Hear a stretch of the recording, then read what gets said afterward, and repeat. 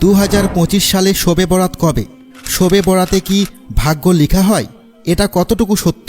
এই রাতে আল্লাহ কি করেন? শবে বরাত 2025 সালে 14 ফেব্রুয়ারি শুক্রবার দিবাগত রাতে পালিত হবে। শবে বরাত ইসলামিক রীতি অনুযায়ী একটি গুরুত্বপূর্ণ রাত। ফার্সি ভাষায় শব মানে রাত এবং বরাত মানে মুক্তি। আরবি ভাষায় একে বলা হয় লাইলাতুল বরাত, যা হাদিসে নিফস শাবান বা শাবান মাসের মধ্যরাত হিসেবে উল্লেখ করা হয়েছে। তবে অনেক দেশে এটি শবে বরাত নামেই পরিচিত। পবিত্র হাদিস শরীফে বলা হয়েছে, এই রাতে আল্লাহ তাআলা অসংখ্য বান্দাকে ক্ষমা করে দেন।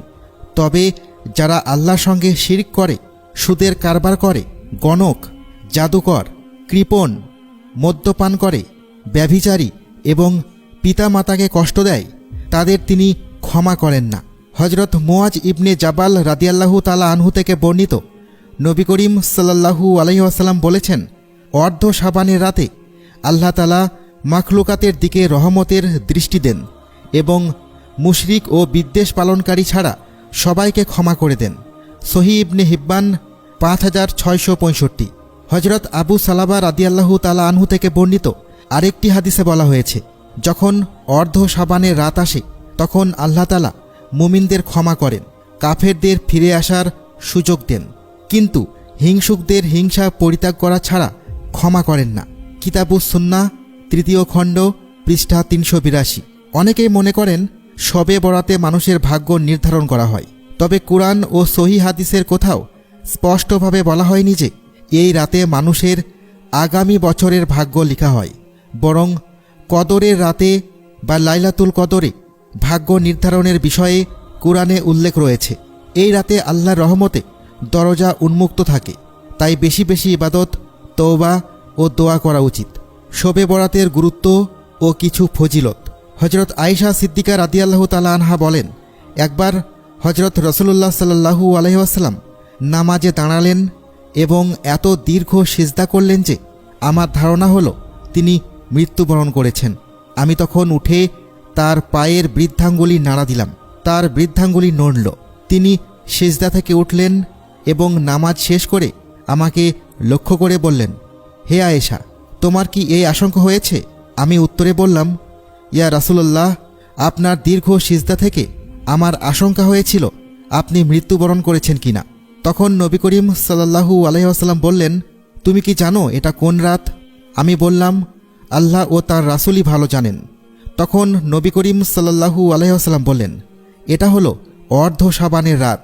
এই রাতে আল্লাহ তাআলা তাঁর বান্দাদের প্রতি মনোযোগ দেন, ক্ষমা প্রার্থনাকারীদের ক্ষমা করে দেন, অনুগ্রহ প্রার্থীদের অনুগ্রহ করেন, আর বিদ্বেষ পোষণকারীদের তাদের অবস্থাতেই ছেড়ে দেন।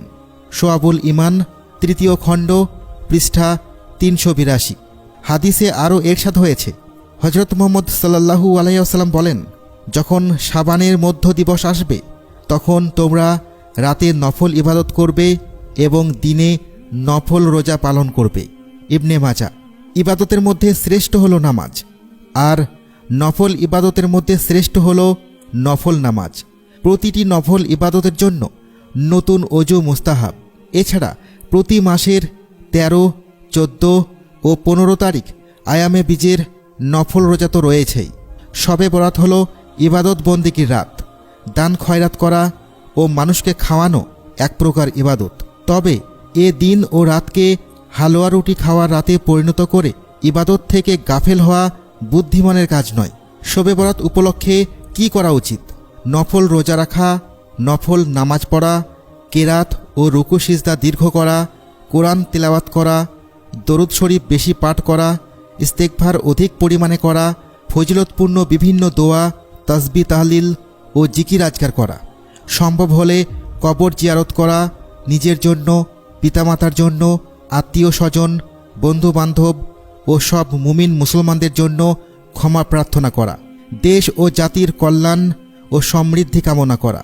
এখানে আরেকটি প্রশ্ন, শবে বরাত কি ভাগ্য রজনী?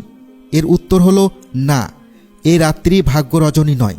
মূলত এই রাত্রিকে ভাগ্য রজনী বলার পেছনে কাজ করেছে সূরা আদ-দুখানের 3 ও 4 নম্বর আয়াত দুটির ভুল ব্যাখ্যা। আল্লাহ বলেন, অবশ্যই আমরা তা এক মুবারক রাত্রিতে অবতীর্ণ করেছি। অবশ্যই আমরা সতর্ককারী। এই রাত্রিতে যাবতীয় প্রজ্ঞাপূর্ণ বিষয় স্থিরকৃত হয়। সূরা দুখান আয়াত 3-4। এই আয়াতদ্বয়ের তাফসিরে অধিকাংশ মুফাসসির বলেন, এই আয়াত দ্বারা রমজানের লাইলাতুল কদরকেই বোঝানো হয়েছে। সুতরাং প্রকৃত ভাগ্যরজনী হল লাইলাতুল কদর, যা রমজানের শেষ 10 দিনের বিজোড় রাতগুলির মধ্যে একটি।